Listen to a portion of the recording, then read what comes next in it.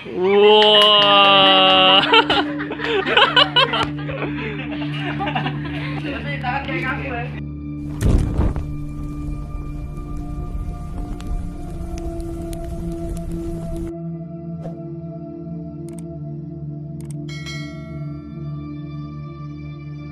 Magandang araw mga ka-horror at welcome back nga palang muli sa aking channel.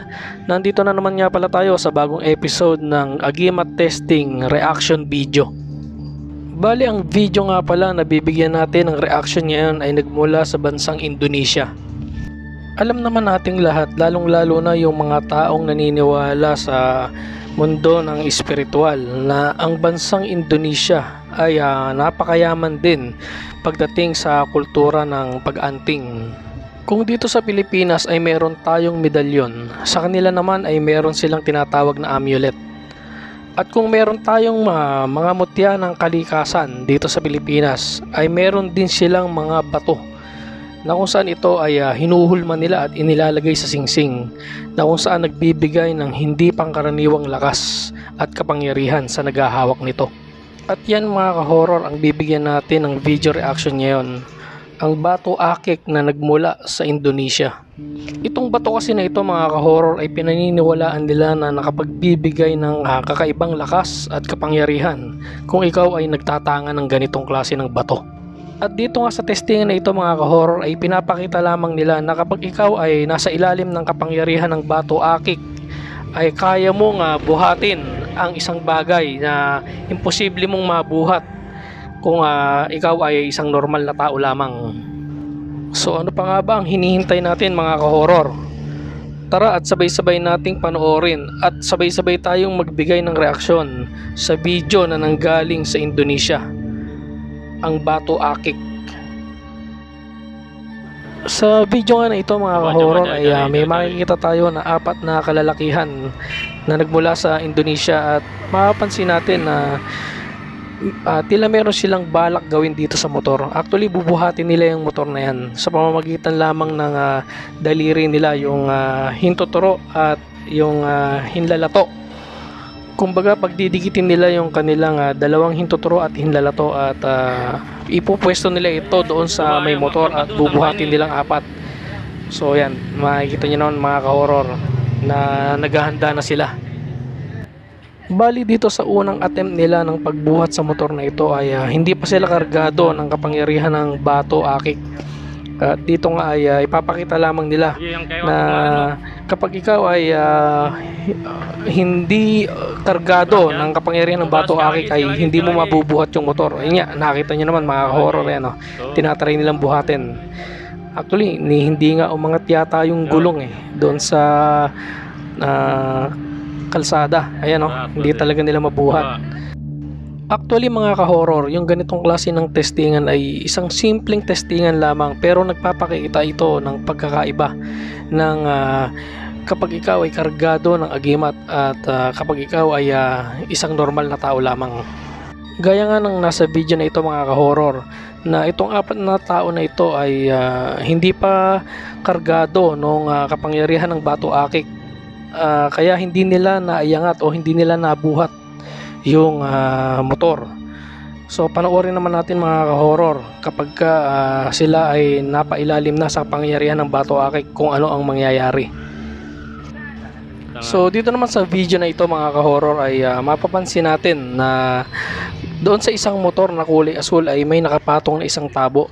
Tapos yung tabo na yun ay mayroong lamang tubig at nasa loob din ay andun yung bato akik. So kumbaga naghugas sila ng kanilang mga kamay doon sa tabo. So yun, mapapansin natin na talagang hinuhugasan nila yung kamay nila doon sa tabo. Yung paring 4 na lalaki na yan ang magbubuhat doon sa motor. Yun. So yan ayun nakita nyo. Yun yung bato akik. Hindi lang malinaw yung itsura ng bato akik pero pwede nyo i-search sa internet kung ano ba ang itsura ng mga ganitong klase ng bato. So ganun pa rin ang mga ka-horror, ang gagawin dito ay yung posisyon ng 4 na lalaki ay bubuhatin nila yung motor na gaya ng ginawa nila nung una, pero makikita nyo ang pagkakaiba nito. So tara panoorin natin mga ka-horror. Sa ano, So dito nga mga ka-horror ay itatry na nilang buhatin yung motor at panoorin natin kung ano ang magiging resulta. So yun nabuhat nila mga ka-horror Samantalang nung kanina nung tinry nilang buhatin yung motor na hindi pa sila kargado nung bato akik ay hindi man lang yata nila naiangat yung gulong doon sa sahig. So talagang kakaiba ang kapangyarihan na bato akik na ito mga ka-horror. At talagang hindi rin basta-basta ang gamit kapag nagmula sa bansang Indonesia. Nakakabilib. Kung ako naman ang tatanungin nyo mga ka-horror kung ano ang masasabi ko dito sa bato akik na ito ay talagang naniniwala ako sa bisa ng bato akik na ito. Kasi doon sa bansang Indonesia meron silang mga pa-contest na kung saan yung mga nagtatanga ng bato akik na hinulma doon sa singsing ay meron silang pa-contest. Na kung saan itong singsing na ito na may bato akik ay inilalagay nila sa isang basong babasagin na may lamang tubig.